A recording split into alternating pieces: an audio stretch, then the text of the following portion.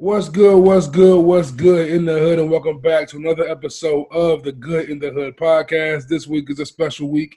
Got some good news here in America where Trump is out of office. That's the good news. Shout to Joe Biden, Kamala Harris for getting that president and vice president elect status.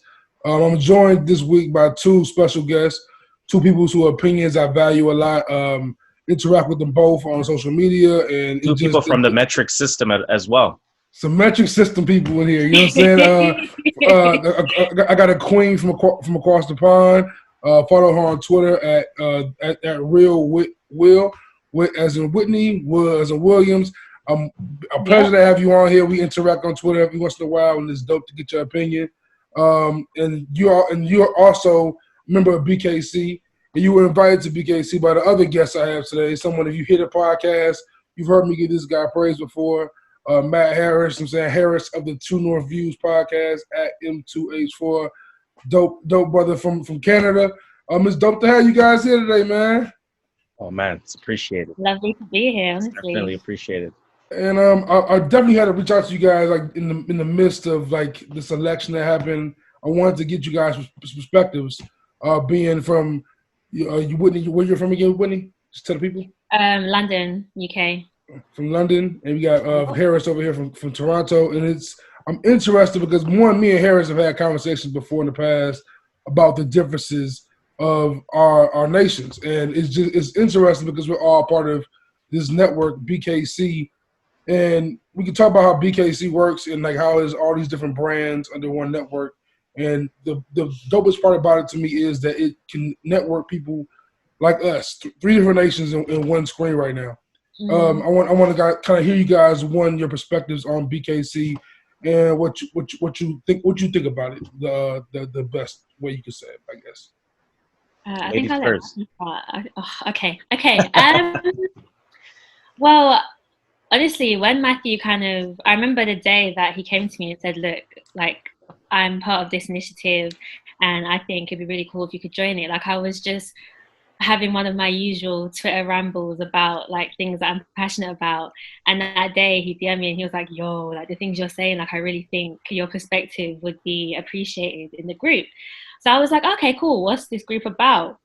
And he tells me that it's like a place for creatives to come together and share their work and also collaborate and all that kind of stuff. So I thought that's actually really cool because that has been something that I've been looking for. Like, you don't really find groups, or rather I haven't really come across groups where people come together specifically to share their work in that kind of creative way and give each other a space to grow and to give feedback and all of that. So I thought it was honestly amazing.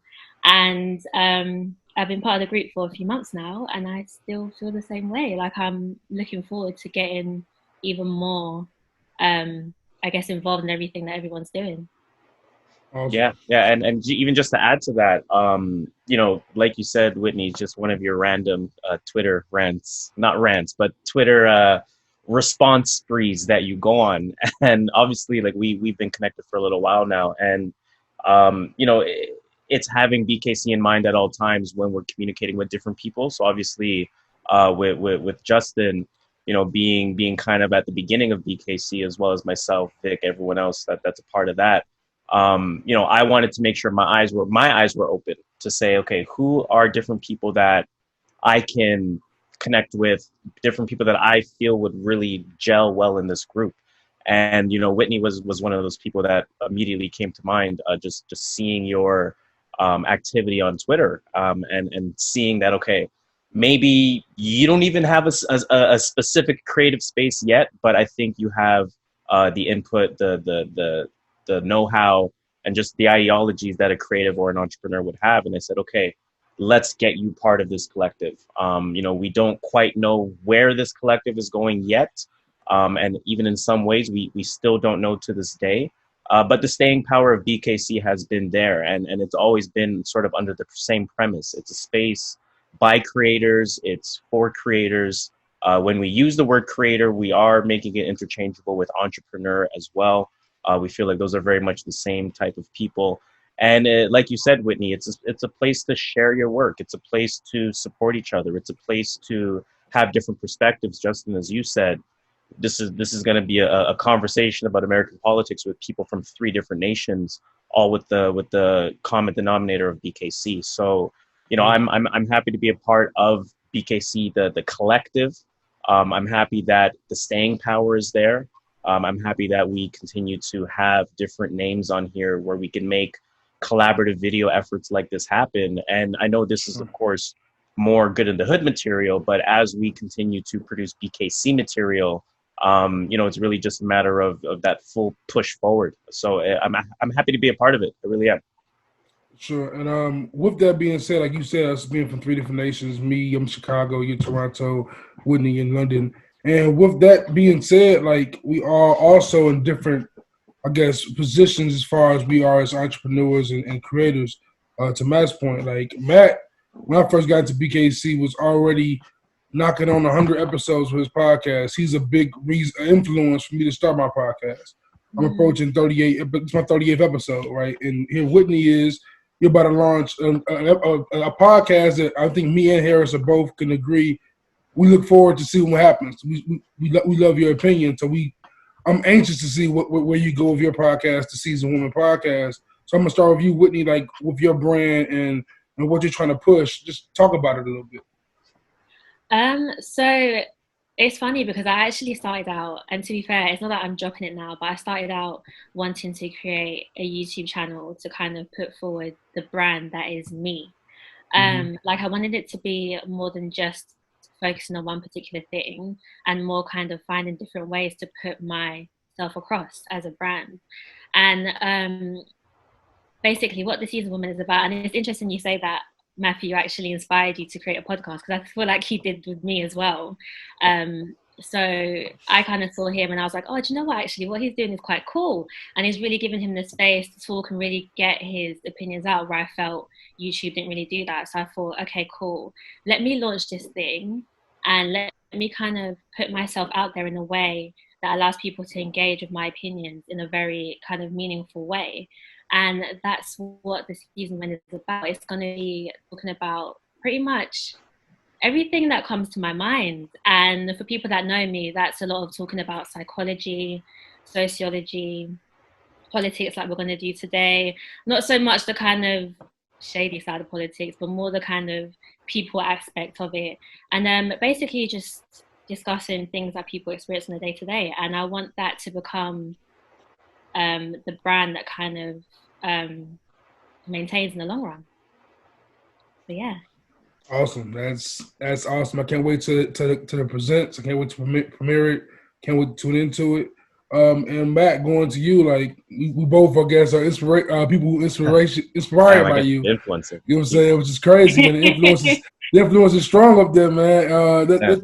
Talk about like how you see like your brand building from here. Like you're already 140s now or 130s? I'm at 129. We just recorded, so that's going to come out probably. When is this episode coming out? It's come out Tuesday. Okay, so episode 129 will be out yesterday. Boom. Yeah, I try to avoid Mondays out of respect for the TNB brand, man. Mondays is as yours on lock. I'll never do that to you. So 129, that's crazy. That's a strong number, and like you've come a long way. So talk about the obstacles that you've gone through over the last 128 episodes, and talk about what you see going forward, like for your brand. It's definitely been a roller coaster to say the least, right? And even in just the direction we're going in, kind of. You got a third member now. So we got a third member now. Shout out to Dill Stew. He calls himself the Caramel God. I'm not co-signing that, but that's wild. That's wild. But he hates oxtails. Hates oxtail. Listen, different guy, but a great addition to the show. I think he has a very unique perspective. I think just to speak to the brand at large, of course, True Northview's podcast, we talk about hip hop, we talk about R&B, just sort of what's going on in the culture. We really like to focus on new music reviews as well. Very intended to be kind of a first listen review type of thing. So we're not going to call something a classic upon first listen. We're not going to call something garbage upon first listen. And we're always going to keep that perspective when giving opinions. But the brand itself, I mean, it's very interesting, actually. The both of you have helped me kind of realize what our sort of biggest factor is right now in sort of where we are, and that comes down to our consistency. And I think, you know, even subconsciously, that's something that I've always tried to keep in mind. So when, you know, I'll give you a perfect example, episode 128, actually, so we normally upload at 4 a.m., our episodes Eastern time. And as of 4 a.m., I realized our episode was blocked on YouTube because we posted some music content from WizKid, and it just completely shut down the episode. And, you know, on one hand, it's, oh shit, da da da da da. On the other hand, forget it. Let's figure it out. Let's just get the episode out. It might not be at the 4 a.m. that you want. You might not get your X amount of views in your first couple of hours the way you normally do. You may not be able to, you know, advertise it at 9:30 a.m. on Instagram the way you normally would, but let's stay consistent. Let's make sure that this episode still comes out. You may not get everything that you're looking for from a numbers perspective right away, but I want to sort of build the brand in a way where the moment that you do catch on to it, you look back and you see that there is a 2+ year resume at this point, right? 129 episodes every single week we've been coming out. I think we've only skipped 2 weeks at this point in that entire time period. And I think one of it was like a timing error. Shola had like a wedding or something. So, you know, what can we do beyond that? But as for the brand itself, again, I think it's just a matter of staying consistent. Don't do it for the numbers, do it for the art. And then once you feel like you have the art, then you figure out the numbers. So when I think about where is True North Views going from here, you know, we are going to be working on a website, because I know we talked about that very briefly prior to recording today. We are going to be working on a full-fledged website that works truly as a landing page. Not only can you hear our content, but you can also, you know, check out things like merchandise. We want our merchandise to go beyond just kind of even what you see here. You know, this is kind of a sample of it, but we want the merchandise to feel more like a brand. Shout out to my guys at Noble Authority, but I'm wearing 2 pieces. The 6 shirt in the background, the shirt that I have on now, they're both from a brand called Noble Authority. I want True North Views merch to have that brand feel as opposed to that merchandise type of feel. So knowing who we are, knowing the consistent brand that we've created over the last 2+ years, I feel like now would be a good time for a launch. And like you mentioned, we have a 3rd member now. He's pretty connected in terms of his opinion, his perspective, the people that he speaks with, the people that he speaks to. And it's just a matter of really, one thing that I've always wanted to keep in mind with this podcast is, how do I make the foundation as strong as possible? Because the moment I have extra money to put into it, it will be a great return on investment. It's just a matter of getting to that point. So in the meantime, I'm going to do whatever we can to maintain that foundation, to grow that foundation, to try to grow in as organically as possible. And then when it's time to pump money into it, it'll be time to pump money into it. So I'm really looking forward to it. And that's like really sums up kind of like why I feel like BKC is so strong, because the way you're thinking right there, you're thinking like not just creatively, you're thinking also on the business side, thinking on both sides of the mind. And like with a mind like that, in one of the driver's seats, one of the front seats of BKC, and also helping with brands like mine and Whitney's brand, and like all these other brands are branches on this huge tree that we can build here. And what you're doing with TNV is going to be very important for years to come, man. And I'm taking notes. Bro. I'm taking notes for sure. And with that being said, like the main reason why I reached out to you guys, like I said earlier, is because of this crazy American political system we have over here. And it's funny, right? Because before we even talked about that in the group chat, we were talking about my issue with my lack of understanding with the Celsius and Fahrenheit, right? Like it's a complete brain twister for me, right? And with no hesitation, Whitney goes, I mean, it's America's fault, you know. I'm like, it's true. And it's true. Like it's we're the only ones using the Fahrenheit. It's like it's us. 32 is freezing, but cold is cold. 0 is cold, but 32 is freezing. Okay, got it. 100 is too hot. I get that part. 50 is too cold. Like, it makes no sense. It really doesn't. Like, it's 70 degrees right now. It's 70 degrees in Chicago right now. and Matt was talking about it's 20 degrees in Canada. Like, it's 20 degrees? I'm like, I had to put the brackets. I was like, in brackets, that's 68, guys. 68. 68. I'm like, thank you. Appreciate the parentheses. I was confused. Like, no, 20? Oh, man. Y'all like 5 I hours away. Whenever I hear Americans talk about the weather, I'm always like, you guys are like always 70, or for you guys that I'm assuming that's like kind of just average. It's not too hot, not too cold. 70 whenever like I perfect, hear it, yeah. okay, yeah. So whenever I hear it, I'm like, oh my god, like that's flipping hot. Like, you guys are baking eggs on the pavement. Like, what the hell? How are you saying it so casually? But I remember, oh yeah, you guys are like on a whole different. Like, you guys are on another. So 50 degrees Celsius is like 100 degrees to y'all. No. Hold on. Was it 50 degrees Celsius is too hot? I was Yeah, like that's 120. Right. I'm saying like 100 degrees Fahrenheit, basically. 100 degrees Fahrenheit is probably like 37, 38. Oh, shit. Holy like shit. that. God Something damn. like Arizona type weather. Fuck Arizona weather. Yeah, I could never do that. I could never in my life. I wake up in the morning and see 115. But yeah, sticking to America's wild ideas, wild theories, and everything. It's crazy to see how I'm seeing videos in Paris, people celebrating Trump being out of office. And it's interesting to me because, like, when stuff in other countries happens, it doesn't hit us on that same level. And I wonder, like, is it offensive? Like, are we assholes? I want to know right now. Tell me, are Americans assholes? I feel like we are. I feel like we are. I mean, some might say that you might be. There is sometimes you do come across like the kind of stereotypes from British people saying that Americans are very kind of like, you know, in your face and self-centered. Kind of like, yeah.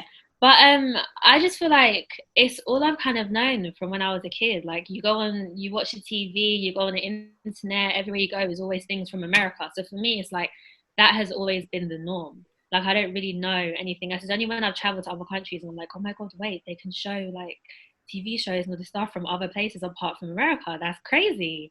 So I think it was only when I got older that I realized actually, wait, this is kind of weird. Why is it that it's only America that's kind of like central to our entertainment systems, news, pretty much everything that you can think of? Like, why is that?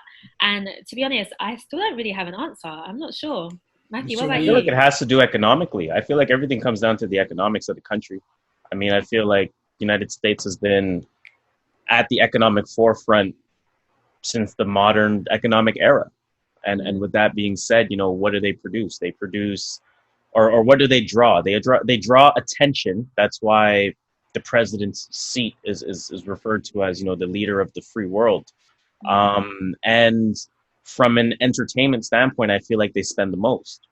So if you're going to spend the most on entertainment, you're going to be seen the most everywhere else. And people like Whitney and myself, you know, we're going to grow up watching American television and listening to American music and different things like that. And yes, in our adulthood, we can draw that disparity, but as children, you don't really make that connection. It's just like you're entrenched in this world and you don't quite know how or why. And I really just think it has to do with economic power. The US has the most and they're willing to spend the most, so they're going to be on your TVs rather than your own country. Do you feel like there's a social or economical effect in either of your nations, like depending on what happens in America at all, though? Like outside of it is? 100%. 100%. I'm going to get into my professional mode a little bit here. I do work with numbers and finances and business and economics and all that. At the end of the day, the American market is the leader of the world. At the end of the day, most countries' biggest exporter is the United States, or where they distribute most of their goods to, or their biggest partnership deal, I should say, in general, is usually with the United States. So, you know, even from an economic standpoint, if the United States is struggling as a country, or if there's problems, if there's things that are impacting the U.S. economy, naturally speaking, it's going to carry forward to the economies that interact with the United States, right? You imagine, let's use the basketball reference, Houston Rockets without James Harden.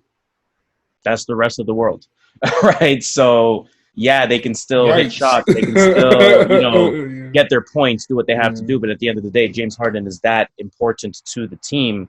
The United States, economically speaking, is that important to the world. So it's going to have an impact on every other country for sure.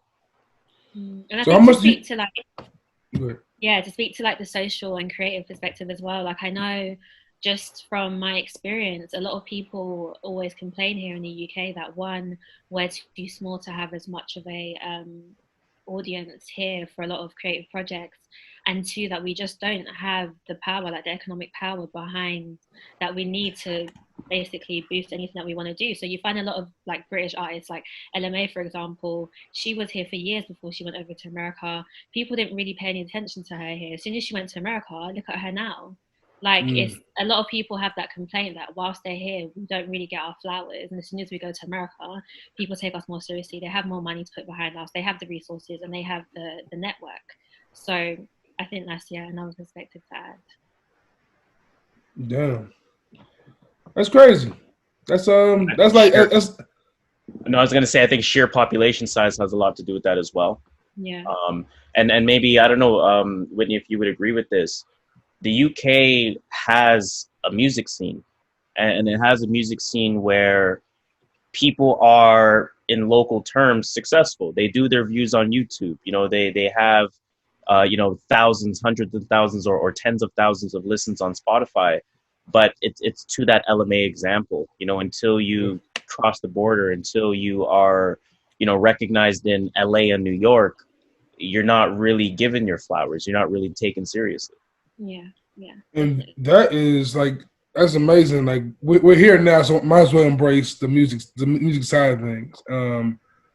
I look at like the UK and I look at Canada kind of in the same light when it comes to what I'm about to say. Like I remember in '96 when Outkast went on the store stage and Andre 3000 said the South has something to say. Remember that moment, and like ever since then, down there, the South has kind of taken over, especially in the hip hop culture. And in many ways, I see that happening with the UK and Canada. Like I feel like it's inevitable that it's going to be a superstar to come from UK that's going to impact American culture in some way, shape, or form. I believe it. It has to happen with what Drake has done with rappers like Giggs and whatnot. And even like, of course, Canada. Like the biggest star in America is a Canadian. Like if it's Bieber or if it's Drake. So I feel like there is a shift happening. I just feel it in like just from my outside looking in kind of thing. I'm not that big in UK music. I'm not that big in much Canada music, but I still feel the influence. I feel the impact of it. Can you guys speak to that at all? Like, do you guys see that same thing with you guys' cultures?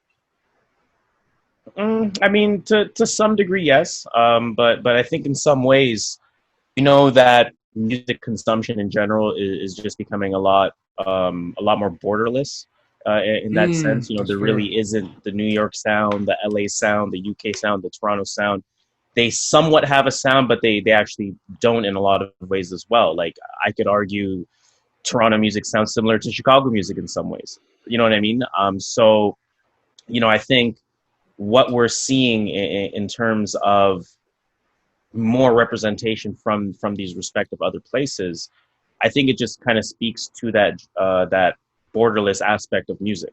And I think where I'm trying to go with that ultimately is it's still reliant. We're still reliant on breaking through. You know what I mean? And it's to my point earlier. There is going to be this increasing amount of artists who not only are super talented, but who have a claim in this city, but they're not. We're in an algorithmic world at this point. They're not going to be on the algorithms that are seen on Spotify charts, right? I'll give you a perfect example of that. I was listening actually to a playlist with a lot of Toronto music from maybe 2000 to 2005, and to me, those are a bunch of classics. Like Cardinal, Chaos, Choclair, all those guys. Official throwback. Real. That's the only one I had. That's the only one I had. That's the original king of the city, man, in my opinion. But I was listening to that playlist and I was like, yo, this is some fire. And I kind of asked myself, I remember it being fire for one. And I remember it being on par with the talent level of the music in the United States. But you go ahead and try to follow Choclair right now on Twitter, he got 80,000 followers. And, you know, to me, classic Canadian rapper, but he's just now kind of a normal guy who never really made that American breakthrough to still be relevant in media. And in my opinion, maybe I'm just unaware of what he does. But my point in that is, it's what you're saying is true, but it still depends on that crossover breakthrough type of feeling. It's just more likely to happen because we're in a borderless society at this point. Yeah, essentially, like we said before, America pretty much still dominates media. So as much as we can say that music might be borderless now, we still need America backing whatever artist comes through because they need the push. And with that being said, mentioning like artists from America, like we mentioned a big name, like a Drake. We mentioned that kind of star. So like someone like Kanye West, I'm sure, of course, is huge in both of you nations as well, right? So like, is it weird when you guys see someone like him get involved in our politics? Go ahead, Whitney, please. Wait, can you repeat the question, please? From your vantage points, is it weird seeing our celebrities in America like go beyond being just music stars or Hollywood stars and try getting involved in politics? Like, yes, I think it's weird. Yeah, yes, it's fucking strange, right? Number one, like, yes, it's weird. But Arnold Schwarzenegger was a governor. Like, what the hell? And then Trump became president. Like, if we really want to get into that. But I just feel like it's definitely down to the way kind of American politics is set up, that it allows celebrities to be able to take on roles like that.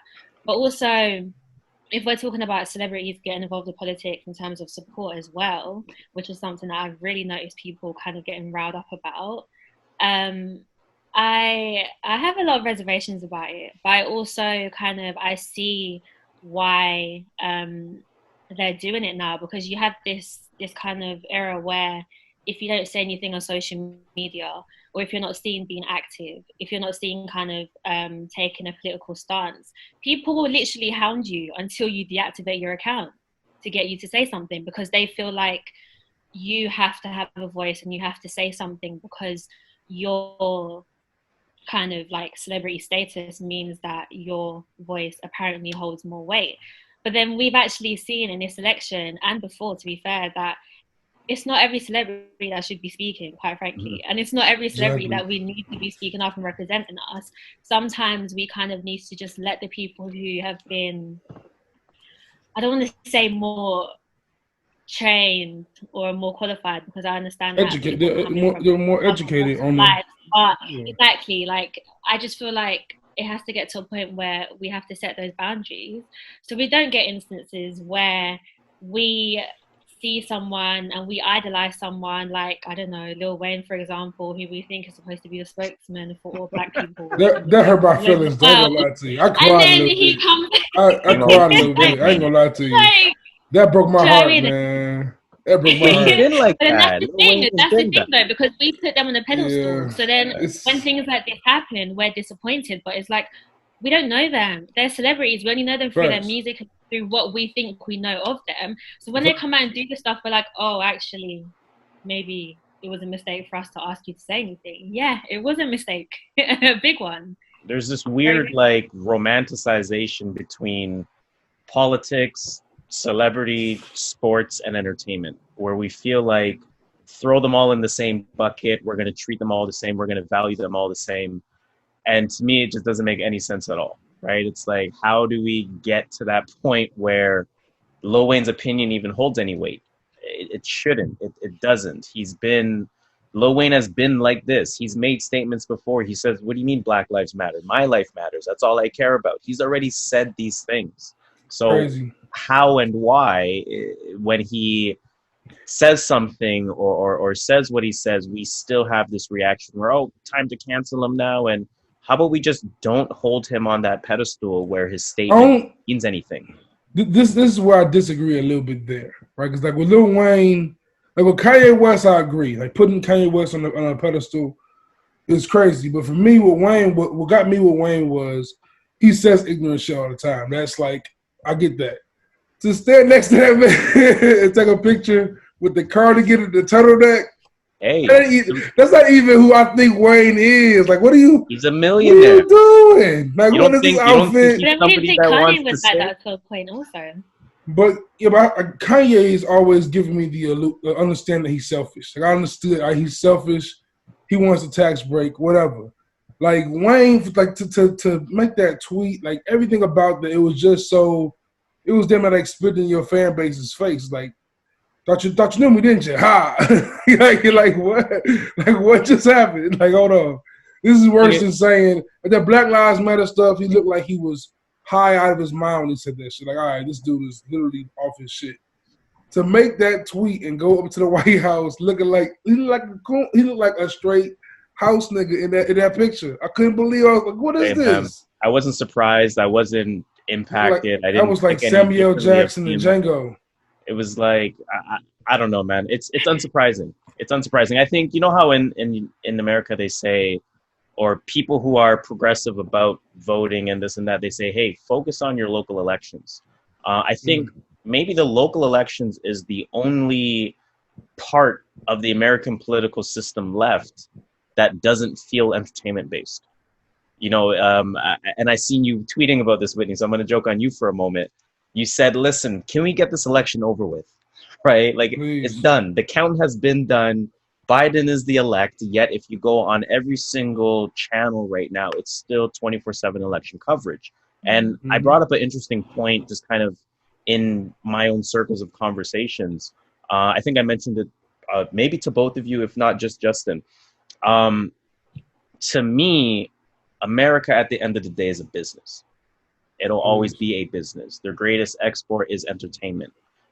Everything is revenue based, especially in an algorithmic world.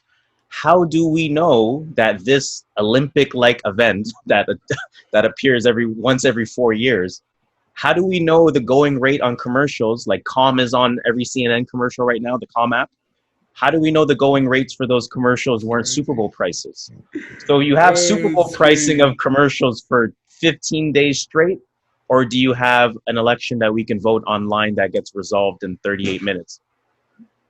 Yo, we're all music fans. Like the J. Cole song "Brackets" when he's talking about like just the app, like that. Like for a rapper to think it's so simple. Like for a random person to say that like on the fly, it's like there has to be people in these positions who have considered this idea before and just ignored it for a financial reason. That's 100%. That's 100% what happened. Like the fact that it was this difficult to count these votes. Like, come on, man. I think it's very intentional, right? I mean, I think the infrastructure is already in place to make the election process a lot more digital or a lot more accessible, let's say. But it's very intentionally done the way that it is done. And it's interesting, Whitney, I'd love to hear about your election experiences as well. But in my experiences with voting, I've probably been voting for the last maybe 6 years or so. It's always been easy for me. I've never had any wait line experiences, whether it's local elections, whether it's countrywide elections as well. It's always been just sort of go to your local community center or elementary school that's near your area. 5-second process, vote on your way out, and you're good. It's never been the way that it's portrayed in American culture. Yeah. I mean, two things. First thing, I just want to kind of like just go back just ever so slightly because I wanted to make a point about the whole celebrities kind of being able to run for election. And it just kind of dawned on me that actually maybe one of the reasons why we as well, not necessarily we as Black people, but any kind of group will kind of look to their own in positions of power is because maybe where we kind of feel detached from actual politicians, maybe we feel a sense of like a better sense of connection to these celebrities and to these other people because we feel closer to them in proximity. So then we feel like they have more responsibility and we can kind of like we have more influence on them as opposed to actual politicians. And maybe that's why we kind of put so much pressure on them. So yeah, that was just a side note. That makes sense. I mean, that's actually a great perspective. I never really considered. And for me, I agree with that 100%. But I think the reason why it's so frustrating to see celebrities get that is because like outside of them being celebrities, outside of that quote unquote clout, they're just regular ass people. Like that for the most part. Like okay, you sing, you rap, you have a talent, you have a job. But outside of that, what makes a Kanye West more qualified to run for president than me? Basically, outside of being a billionaire.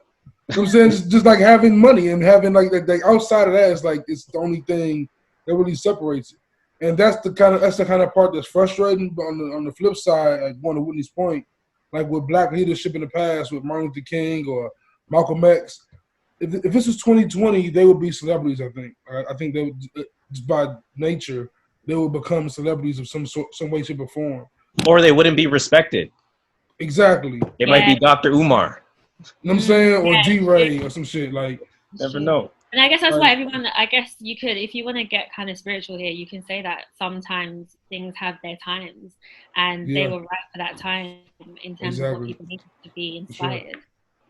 But right now, I don't know if that was wrong. We're in a very interesting social and political climate right now. Very interesting. Yeah, but like going back to Matt's question for you though, Whitney, like how is the voting process in the UK? I feel like it's like on the surface level, it's very straightforward. You get up, you go.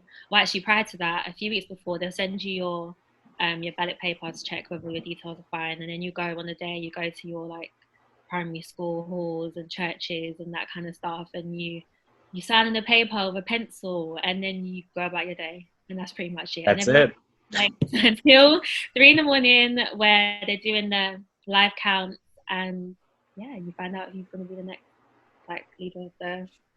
I used to work in the poll place for Cook County over here in Chicago, and yeah, man, it's a really horrible process here. Like it's really bad. Like it's very unorganized for the most part. Like yeah, it's crazy. It's really crazy to when you hear like you guys' vantage points. Like it's like damn. Like we had to set this big ass again, I do ask myself how much of that comes to just sheer population, right? I mean, as a country, Canada is almost as big as the United States, yet you guys have 10 times the population we do. So I'm never ignorant to that part of it, right? Because on election day, similar to the UK, you have your early vote. Some people would do it. I think there's either dedicated days or it's like go at any point up until this day. And go ahead and do your vote. And then, of course, there's the day of as well. And the result usually happens on day one. Like we know I can go home at night and 10 p.m. I can see who's really about to win this. And like we're all the same age range, like early 90s born, I'm assuming, right? Yep. Yeah. So like with that being said, like it's always interesting to me because like this election was that crazy. And we think about our generation and like even in Georgia, like there's like all the black youths pretty much push that state to be blue.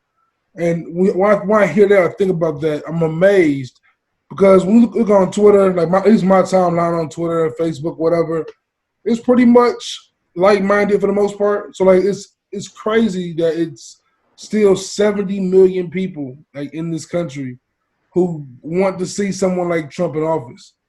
Like it's also crazy to me to strictly be identified as red or blue in such a strong way, almost as if you're white or black. It's so what you said earlier. It's like we in America. I don't know why it's like this, but we treat politics like sports, like music, like literally. Like I watched a video of Trump supporters just being asked general questions just to show how dumb it is to be a Trump supporter, and they just talked about him like he was just. They're a fan of him. Like, they forget the facts. I like him. Like, that's my guy. That's basically what it came down to. And people who said, well, black people voted for Obama because he's black. I'm like, nah, because Jesse Jackson ran for president before. Like, it's a difference. And I think there's, like, the logic behind voting for Trump is terrifying to me. Like, because I feel like there's people in my age range or at least the next generation or generation above me that's still out here that think that feel that way. Well, I was hoping like with the old white man dying that this shit would change, but I'm not sure. I actually saw a very, let me cut you off for a second. I saw a very interesting graphic. I don't know how far it goes back, but it shows the ages of American presidents. And it's so interesting because you look, I'm guessing it's probably a 30, 40-year timeline. 30 years ago, it was 40. 20 years ago, it was 50. 10 years ago, it was 60. And now it's 70. So it's just like the same person making it through 3 decades. Yeah. It's like we haven't been able to get rid of that generation in terms of bringing in new talent who can actually make it on the national stage in the United States. Like if Biden lives through this term, man, he'll be 82 years old. In 4 years now, he'll be 82. 82. He might go through term. When they announced that, I was like, whoa, the guy, he needs to go steady and just let's get him for 2 terms in your Kamala there. Because like, Jesus he's not young. Christ. Like, come on, like, we can't be out here putting people who could be a 30-year-old's grandfather into the office. That's crazy. Like he has like a 20-year-old granddaughter. Like you can't be out. Like you can't. What? It's Come wild. on, it's that's wild, insane. Man. That's insane. But this is America.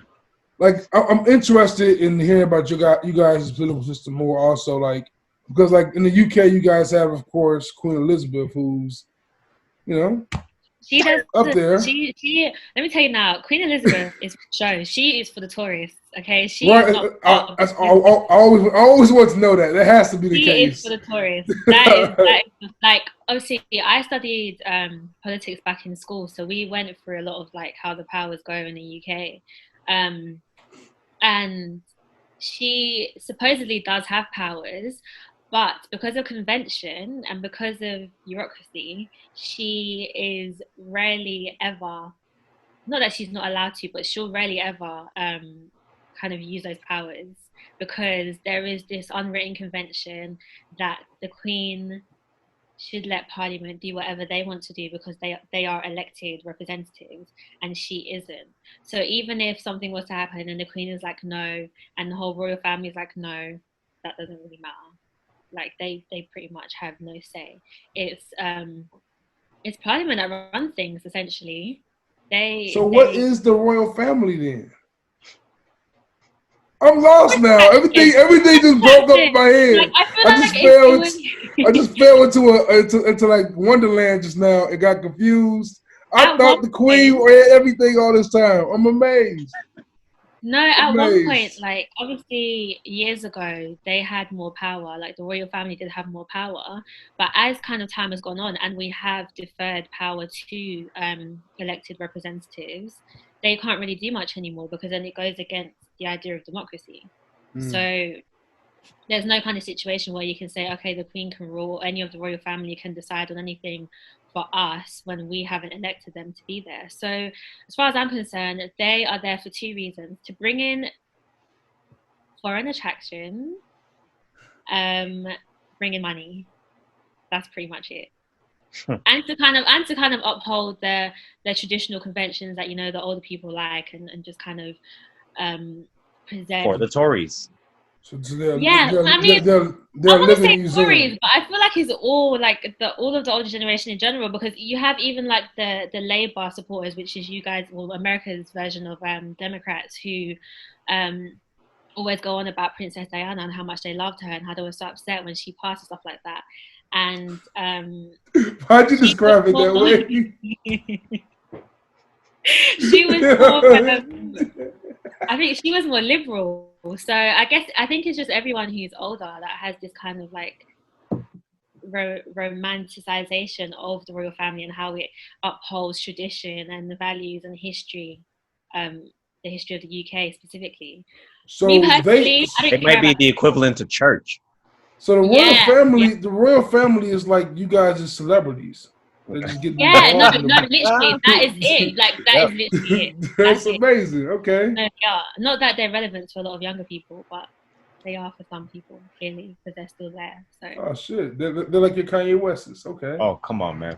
I mean, I wouldn't go that far. I mean, they're more like I don't know. I was trying to think of like an American, like Bob Dylan or something. No, I'm trying to think. Bruce I don't even know. They Springsteen. Like, I don't do what even they know. need to do for the economy. Let's Bruce just say Springsteen. Yeah, Bruce Springsteen. Let's say that. that. Born in the USA. All right, Matt. Gotta hear about Canada, bro. Yeah, I mean, Like, listen, like, we are under that same system as well. It's just not to that same effect, right? Like we so are. you got when you guys vote. Like, I'm interested to actually hear the title. So what do you? Okay, So so when we you we do vote, have okay. We have primarily three political parties, maybe four. Everyone has a Green Party, so I would say mainly three political parties. Similar to the Tories, similar to Conservatives. We also have our Conservatives. They're supposed to be called Progressive Conservatives, but they are Conservatives. are they big And then we assholes too? have we have similar to Democrats. I think Whitney, you said the Labor Party. Yeah. We just simply call ours the Liberal Party. And then we have what we call our New Democratic Party. So that's NDP. NDP, a lot of people feel like is a more progressive version of liberal to some degree, or kind of a more Okay. logical version of liberal to some degree. Bernie But Sanders. a lot of people also feel like having a NDP party and having a liberal party only sets up for the conservatives to be in the best position every election. I would say in general, usually the conservative and the liberal vote is split, usually in kind of that 40% each type of thing, where NDP usually captures 20% of the vote. Obviously, I'm just really oversimplifying that at this point. But I mean, I would say all three parties have legitimate support. And just, I mean, this doesn't mean anything to you guys, but I voted NDP for the last couple of elections because I feel like liberals more money spending, whereas NDP was a little bit more about actually investing in some of the things that we want to see that will help out Black people the most, in my opinion, at least. So NDP is kind of like Bernie Sanders. In a sense, that would be a good example. That's That would that's be a very why good example. that's where I am too, pretty much politically, and that's not socialist, but progressive, true progressive, liberal. I feel like we And had a party like that with the Liberal Democrats, and a few years mm, ago, they were actually really favoured amongst the like university students and stuff like that because they had a lot of policies that were progressive, that obviously favoured us in terms of like trying to get rid of university fees, Yep. and just a whole lot of other things that we would align with. But as time went on, we had an election. I think it was back in, I'm not going to say the year just in case I get it wrong, but it wasn't too long ago where we had like a hung parliament where no party got the majority. And so they basically had to group up with our version of the Conservatives. So that basically it just went downhill from there because they basically became like a mini conservative party and they just adopted all of the conservative ideologies and policies and stuff like that. They So connected to, sorry, they connected to the conservatives. yeah, I'm so surprised they how didn't it connect to the works Labour here is Party. that like how it works here is that if there's no majority, then two parties have to come together to make a majority. Of course. So in that election, the Conservative basically they got enough to kind of if they were to negotiate with another party to come together, they could have the majority. So obviously they weren't going to kind of pair up with Labour because they're on like polar Mm-hmm. ends, but the Lib Dems were kind of the middle ground between Labour and Conservative. So they kind of made a deal to come together and promised them that they would obviously adopt some of their policies, stuff like that, which they didn't do. Mm-hmm. And that's how they became a collaboration. But then one thing that's actually quite interesting since we're talking about it,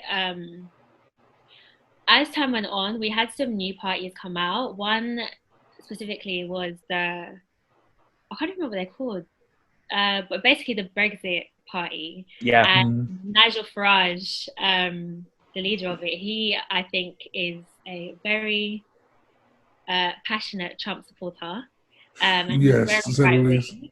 But what was interesting was that he didn't really come out until around the time that Trump emerged, and we started to see a lot of people openly supporting a lot of those ideologies, like a lot of the very kind of extreme right ideologies. And people to emulate Trump as well. Like, Exactly. So on both ends, it was kind of like everyone is like Trump kind of gave people a kind of go ahead to say, yeah, you can kind of have these opinions and you can express them openly and it's fine. So it's like the UK politics started to try and mimic the American yeah. politics in a way. And then you had these Nigel Farages and other people trying to come up and run for parliament. And your Obviously, guy Boris Johnson, that looks like yeah, I Trump. mean, if we get into him now, we'll be here all night, literally. But like you just saw this shift, and it's still here now, where just people are a lot more comfortable being polarized and expressing these opinions that are very divisive. And I think that just speaks to this whole conversation that we've been having, as to just how influential America really is in all kinds of areas. That's actually a great way to kind of tie it back. Like, yeah, like we are seeing that more. I don't want to say radical. That's not the correct word, but we are. I'm going to use the incorrect word for a moment. We are seeing a bit more radicalized approach to this politics game, where it's really polar. Like you said, Whitney, it's polarizing, and that comes down to the premise of, like I mentioned, this link between politics and entertainment in America, and the widespread effect that it has on Canadian politics, UK politics, I'm sure worldwide politics to some degree. Look at North Korea. Yeah. Right? If not a direct link economically, if not a direct link in terms of what's actually going on, because of course, residents of America are going to be hit more directly than we are at all times. But we're starting to see, our political systems, at least kind of flirt with that sort of polarizing approach. We have our provincial elections, or our provincial candidates, I should say. And one of them, you guys probably heard the name Rob Ford, because he was a little bit of a celebrity, RIP to him. His brother, Doug Ford, of course, has been a politician for just as long. And you know what? A lot of people liked the Fords, especially when Rob Ford was, sort of prevalent in media. But why? Why did they like him? Because he was prevalent in media. Again, speaking back to that point. But he was nonetheless, kind of Trump before Trump to me. He was like a more not political wise, but like just just out there. His act, his antics, his behavior, is just so his brother, his older brother, Doug Ford, still has some of the values of the Ford name, and still had the following of the Ford name. And whereas Doug Ford in the past couldn't even become our mayor, he eventually had enough support to become our premier, which is, of course, the provincial seat. Now he's basically above the mayor in a lot of ways. And he used that simply with his name, and kind of taking a more radical approach, or taking a more polarized approach to how he handles politics. And it in a lot of ways, some people call him imitation Trump, Canadian Trump. I wouldn't say he's as out there. I don't say he says as crazy things. But a lot of people compare him to that. The same way I drew the comparison with Boris Johnson and the UK. The same way, when you mentioned that leader of that Brexit party. Regardless of if those three individuals are even similar to one another or not, or regardless of if those three individuals have similar policies or not, all three of those individuals have been compared to Trump. Why is that? It's because American politics definitely has that influence that we think it does. Yeah. And like with these people we're mentioning, like where are you both are also, I'm saying black descent, like African descent. Like, so like how is that in you guys' nation? Like is race, is religion as divisively used in politics in Canada and the UK as it is in America? I feel like here it's definitely more insidious in the sense that it's not in your face. So things like race aren't really used as open tactics to kind of gain votes as much as it was used and is used in America. Yes. But you'll find a lot of policies that kind of promote things that will indirectly target certain groups of people. Yeah. So you have things like I don't know, like policies that will, like increased taxes, like I'm just giving an example, increased taxes for the working class. And then you have things like immigration laws and stuff like that that obviously affect certain groups of people. So you've had this whole Windrush scandal that has been going on for so long now, where a lot of I think it's Jamaica particularly. A lot of people who came here from Jamaica, who were invited to the UK from Jamaica more specifically, have been deported back home because of this whole like scandal. Basically, like the government lying and saying that they didn't have the correct visas, they didn't have their British passports, blah blah blah. They basically didn't have a stay, so they had to go back. And you just find things like that that are kind of like backdoor ways to try and like affect us, rather than the kind of in your face, oh, we don't like black people, let's, you know, like let's use attack to kind of bring people out to vote. I think that's the main way we do it here. I think I would argue that class is something that's maybe a bit more that's a bit more overt. And I think like, that speaks to what you're saying, because my like when that question was asked, the first word I was going to use was, it's a little bit more implied rather than, you know, overt, right? And I think the implied part of it speaks more to classism, which obviously is racism. We know that. But it's not as much of a in-your-face selling point, to Whitney's point. And I think a lot of that has to do with the population as well, right? I mean, I feel like the American population is a bit more, there's less slices on the pie, let's say, right? And there's bigger slices on the pie. Whereas, you know, Canadian, I'm going to assume with the UK as well, mind you, Canadian is majority white, but I'm going to use Toronto because I'm from here. You try to take a population of Toronto and good luck trying to see how many slices of the pie you have. So on to that point, you can't really use, you know, all Mexicans are this, like, or the way that Trump has said certain things like that, because you know what I mean? There's just not that ability to do that. There's not bang for your buck. My mind's exploded just now. I can't lie to you. So like in Toronto, like when you guys, like this election, whatever going on, like you guys do the charts of like this many blacks voted this many that. Oh yeah, absolutely. I don't know the numbers. I don't know the statistics. But and to some degree, it's not as highlighted. Like I know 56% of white women voted for Trump. I know that. Why do I know that? I don't know any of the numbers in our system to that population demographic degree. And you might be right. It could be a population thing, but like honestly, like, that is to me the biggest problem with this country. The fact that it is so overt. Like, of course, like people can say, I prefer my racism said to me directly than in private.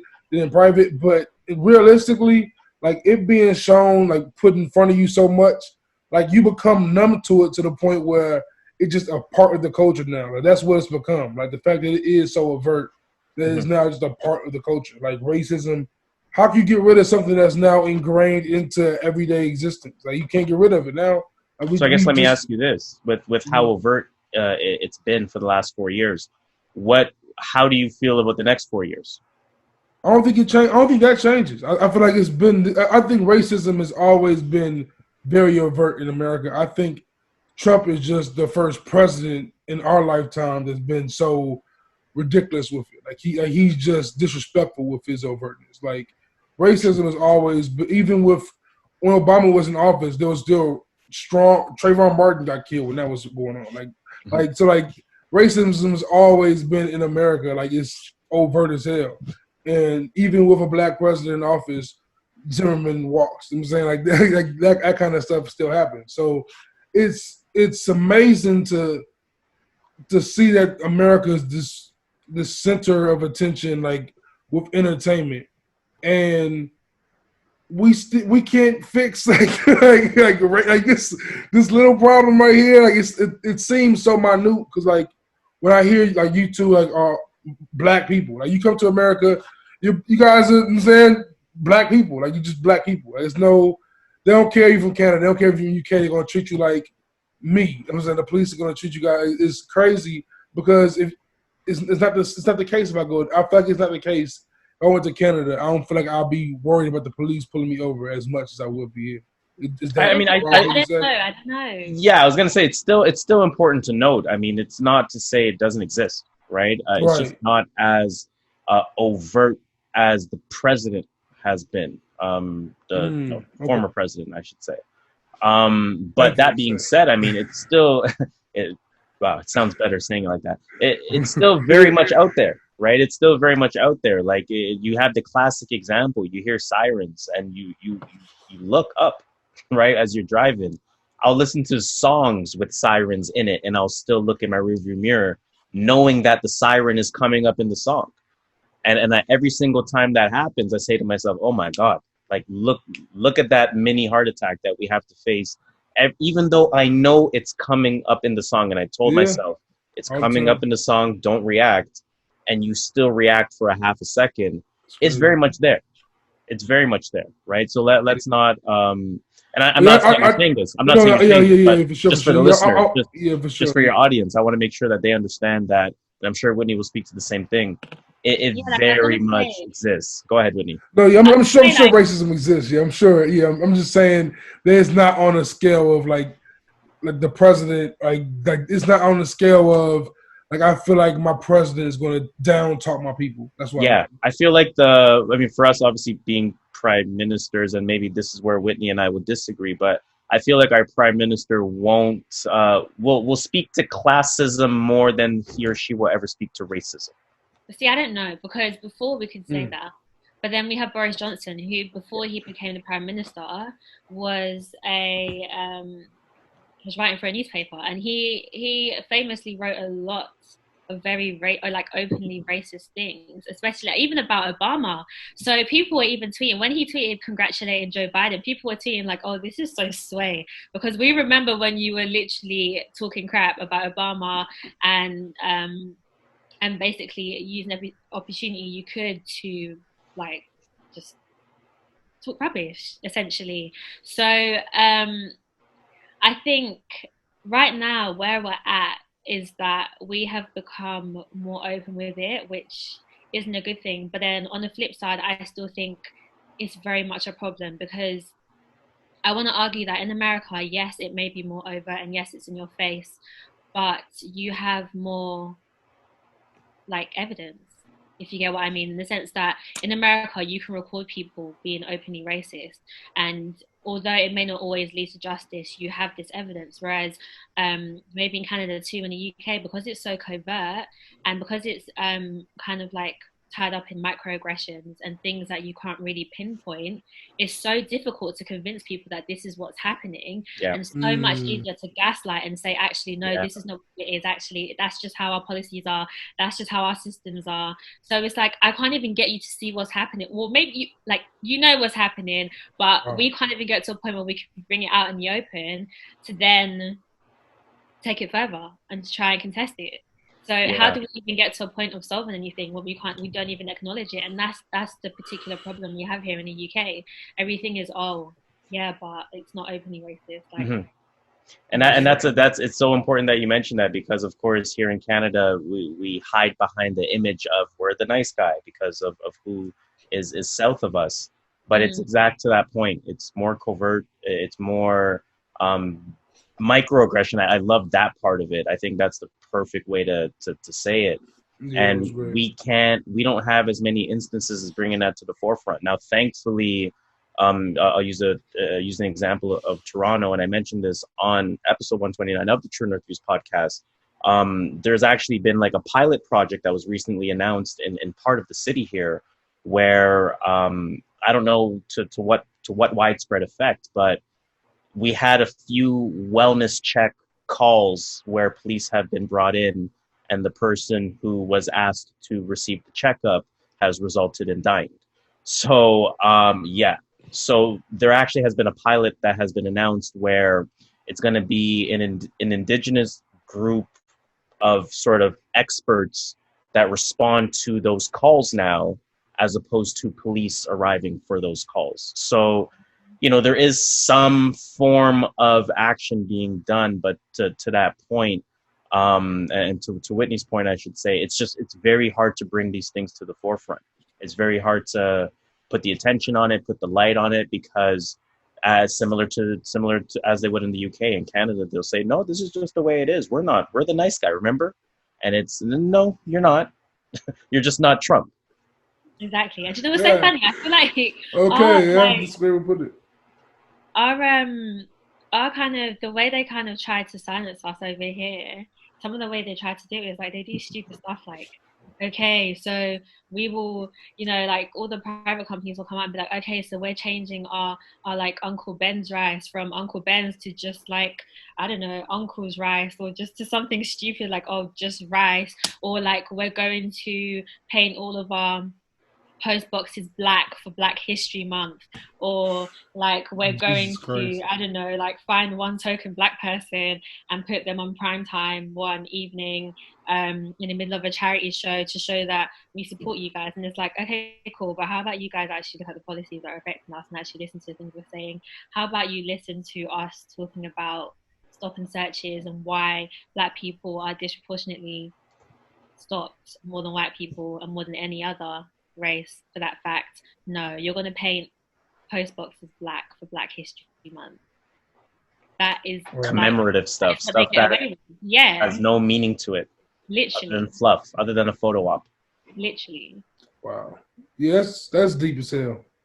That is deep as hell. Like, yeah, that's, I think, I don't know, that's definitely a weird, like, it's hard to even explain like how, like, which to prefer. You prefer it's hard to explain it, like covert or overt. Like, which one do you want? How about no racism? How about that? Yeah, no racism is definitely the best move. Like, it's like both ways suck. Like, it's like it just like it's that really is like the true lesser of two evils.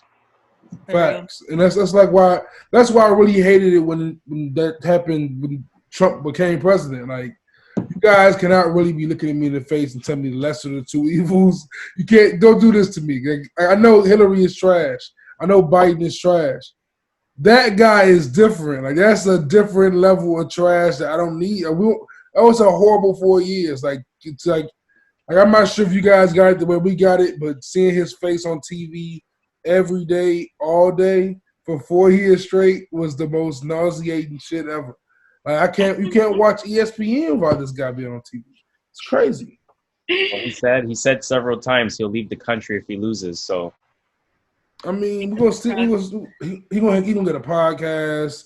Something's gonna happen. We're gonna have to hear this man. But I actually joked that he was gonna start, because people were asking like, so what's he gonna do now? Like, once he's out of office, and I was like, he's 100% gonna have a TV show or something.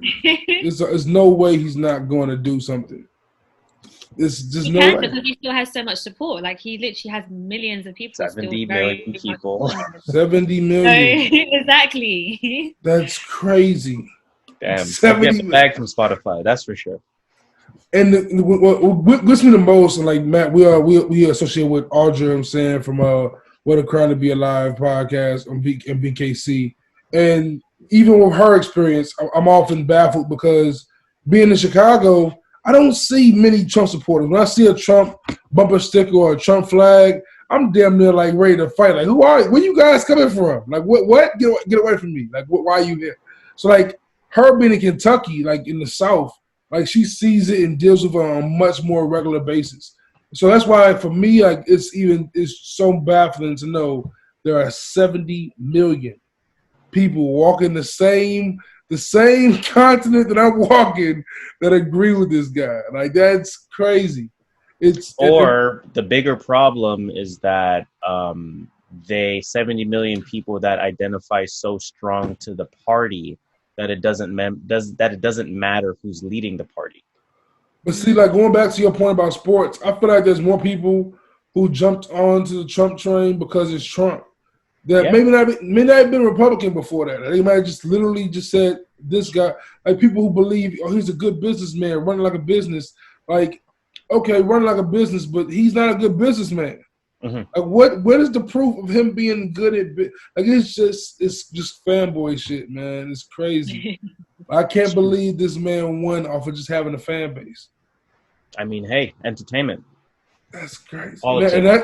And that's why I say, like, in 4 years, I would not bet against Kanye West winning, because of shit like that. Like, I wouldn't bet or at against least him. getting more than 10 million votes. Exactly. Like he had what 60,000 this time. Like I can see that actually quadrupling because this guy's gonna have 4 years to really prepare. Like he's gonna make The an album Christian party. called President. Or some That is shit. very. No, That is the birthday party is what it's called. It's a birthday party. He's running off the birthday party. That's the name of his party. Oh man, where's the black party at, man? Come on. That's Puff. Puff has the our party. It's our party. It's Puff shit. Oh man, this is too much. That's America, man. America. Literally a joke. Where's the black party? Well, that's Diddy. Like, come on. Literally. Like the only celebrity that I really like mess with on the politics side is Killer Mike.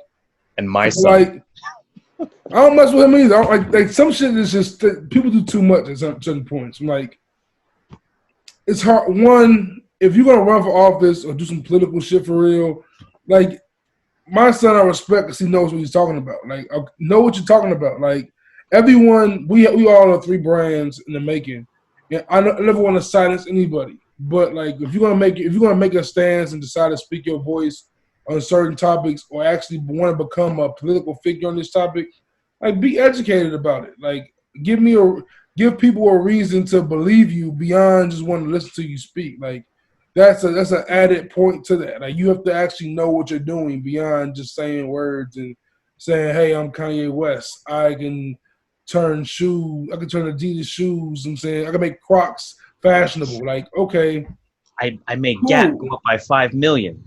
You know, like the stock market. What does that got to do with what's that got to do with my health insurance plan, bro? Like, what are you talking about like that? Like, what does this got to do with? I'm saying legalizing whatever. Like, none of that has to do with policy, and it's just that's why when people were like, when Killer Mike speak, even when Ice Cube, I didn't agree with him, but like even in fact he came out there with paperwork, like this is how you move. You know, and that's to me the biggest thing about when I see these celebrities get into politics and transition off of politics a little bit. I guess we're all music fans here, and I want to get some saying. I want to like wrap this up on a nice, end it musically. Less, you know what I'm saying, musically more get a creative side of thought, less I'm saying depressing speak. You know, we're all music fans. I seen a tweet from Whitney a couple days ago about Leanna LaHavis. Matt, I know you dig deep into the music. What you guys listen to right now? What's in rotation for you guys? It can be old, new, whatever. But you know what? Like, from what I've observed in like the BKC group, I feel like a lot of people are like hip hop heads.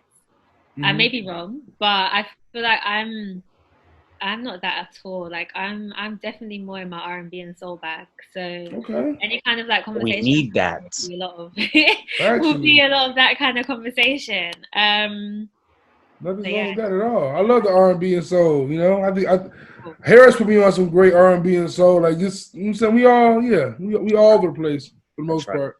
I'm probably listening to like a lot of albums that I've noted in my top albums discussion, whether they end up staying there or not.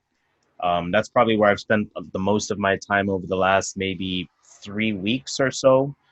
You know, J Electronica we talked about as being a really high level album. Mick Jenkins, which is still a 2020 album. People have forgotten about the Circus. Yes, sir. You know that's your guy. I know that's your guy. Sir. Yes, sir. On the R&B front, to satisfy Whitney there, I got Kehlani. To me, is probably R&B album of the year. Tiana Taylor, I really love her album. Of the year? I think so. I can't be swayed. Giveon? No, I said Kehlani. I know, but you said like over Giveon? Come on, that's not album of the year. That's a little 14-minute. Brent Faiyaz? Welcome to Giveon. That's not an album of the year. Brent Faiyaz? Fuck the world? I don't know, because Kehlani's album, like I liked it, but I'm not gonna lie and say that it's a go-to or something that I've repeated. There's some bops on there for sure. Tiana Taylor's album competes with it. I think Tiana Taylor's album is probably the only album that competes with Kehlani's album this year. Tiana had a strong one too. Damn, okay. And Chloe and Haley. I fucking love Chloe and Haley. I am I'm I'm sleep. I gotta You are listen to them. I'm sleep. sleep. They are I Beyonce gotta in the listen. making. They are Beyonce 1 and Beyonce Beyonce 2 in the in the making. making. Jokes aside, visually, they're school of Beyonce. I often use the Okay, school for sure. of Yeah, reference. word. I Just gotta get in tune. go on their Twitter. Don't even go on Spotify. Go on their Twitter and just look at, they post several videos of different performances that they do, all from their home. It looks high Yeah, level. Yeah, it looks like award show quality, like the BET Okay. Awards, those type of performances. It's just 15 different versions of that. And if you look at that, it for some reason it gave me Rihanna vibes when she was making when she was making every song on her album a single. Oh It kind of yeah. reminds me to what Chloe and Haley Anti. is doing with just their video component, their video element presence, and I'm sure I'm going to talk about that on year end reviews as well.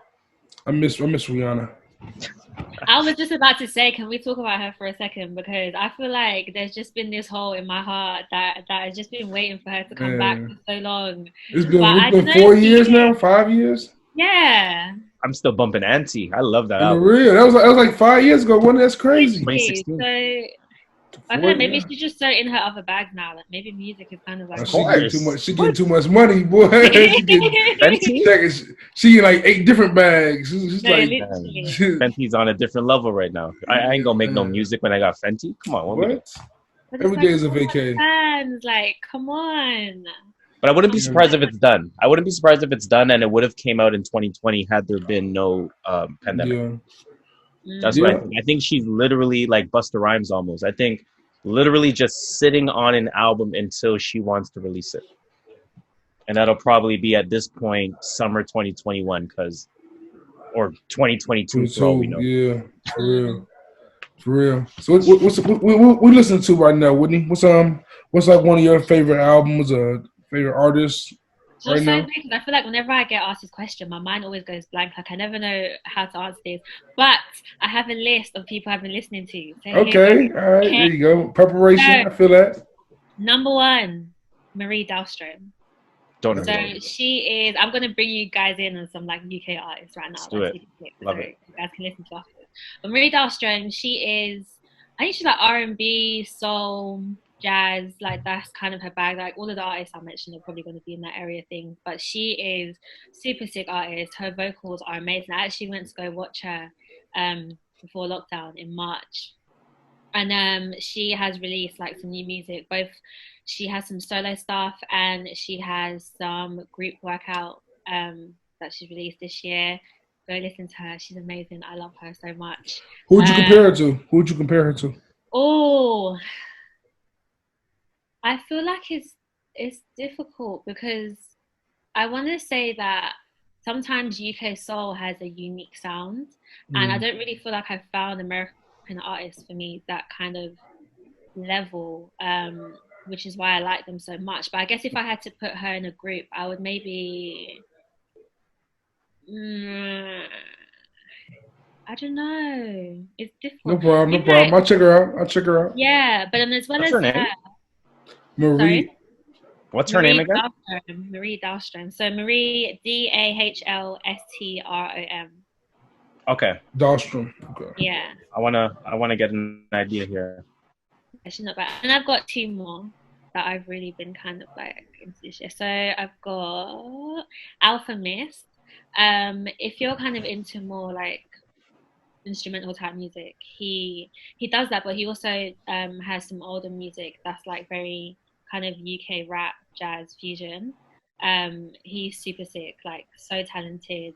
Even with just his instrumentals, like those are albums that I can play just like all day, every day. He has some music with Marie Dahlstrom as well, and another artist called Emma V. She is another kind of like R&B soul singer.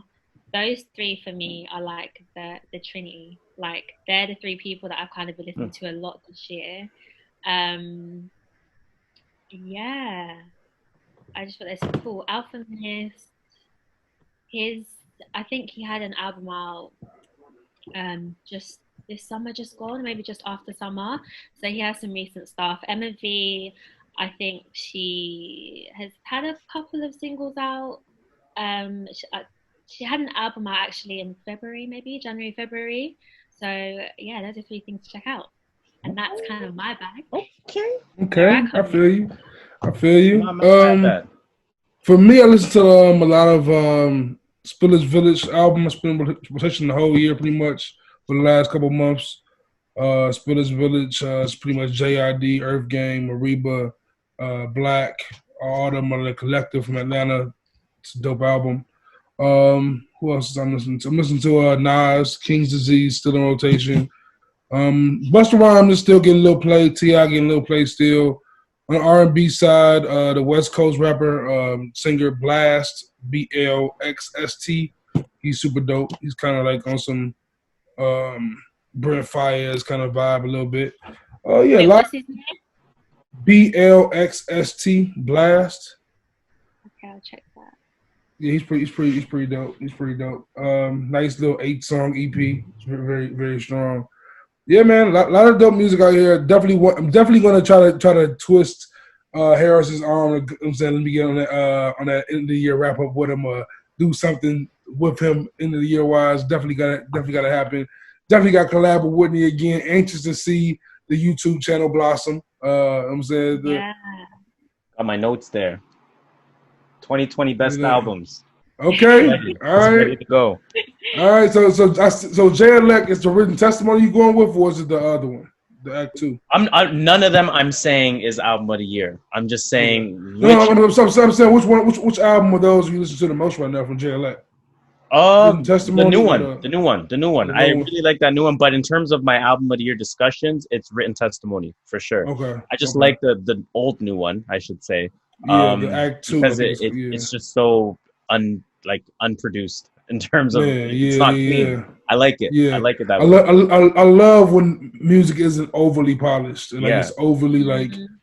That's a big reason why I'm not the biggest Summer Walker fan. Like she's saying. Too clean. Oh my god! I feel like I was the only one for a minute who had this opinion because I think she's alright, but the way everyone was really like, "Oh my god, Summer Walker, she's so amazing!" I was like, "Really?"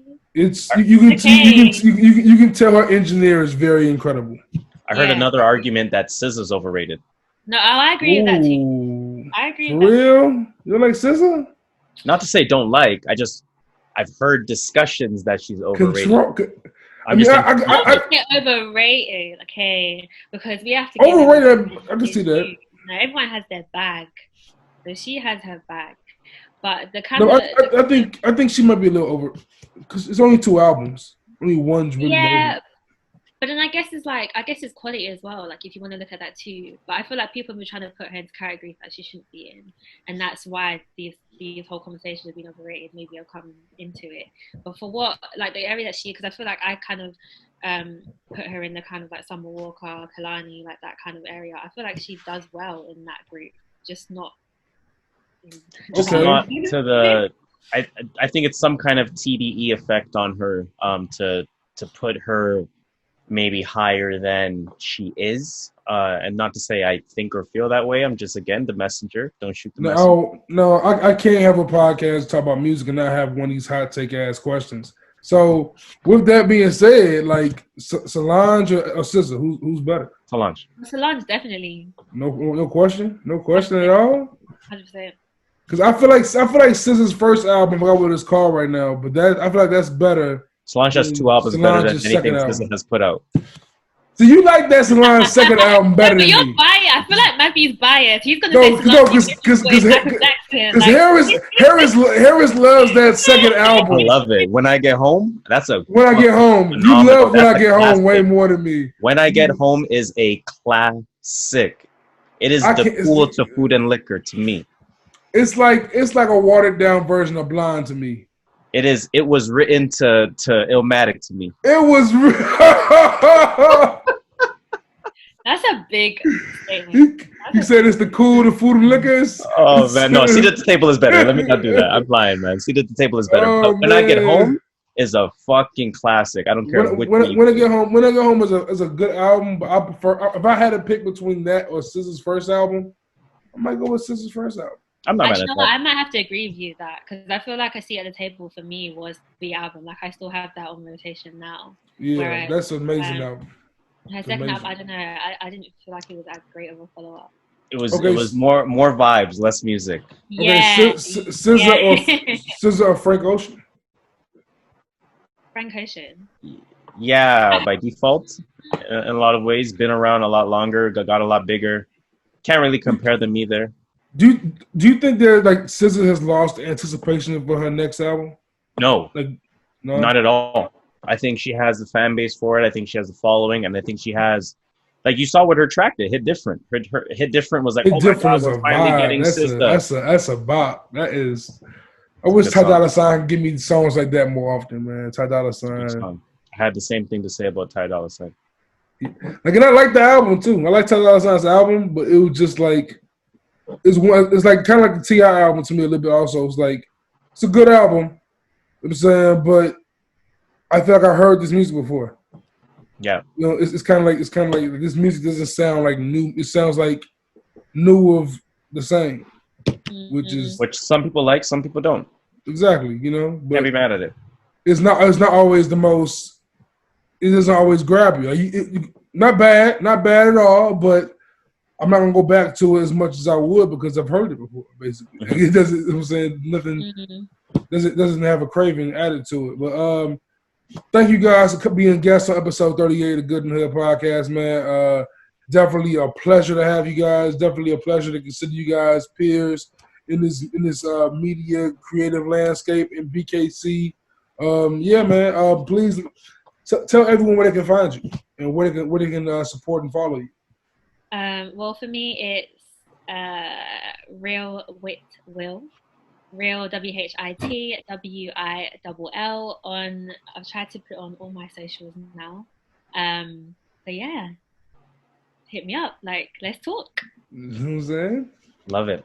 Yeah, you can follow me. I'll give the podcast page because I mean, even though I'm more entertaining on Twitter on the personal page, but no, at True North Views on Twitter, at True North Views on I'm in podcast mode. My bad.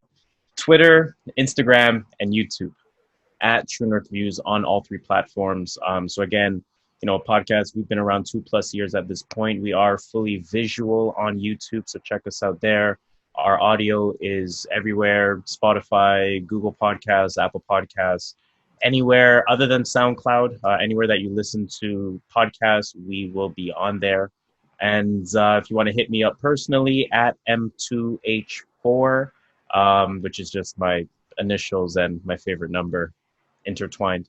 But that's pretty much it, man. Follow me there. Hit up the podcast. Follow us on the podcast. Listen to the podcast, and hopefully you guys like what you hear. Man, Just a little once plug again, before we go. Just a little plug before we go. Obviously, I have my other page as well, the Season Woman Pod on Instagram. That's pretty much the only page that I have for it for now. I am going to be like starting very soon. I had to take some time out for health reasons or whatever, but we are hopefully back in business. So yeah, you guys go follow. Like, I'll be posting stuff and letting everyone know when it will be kicking off.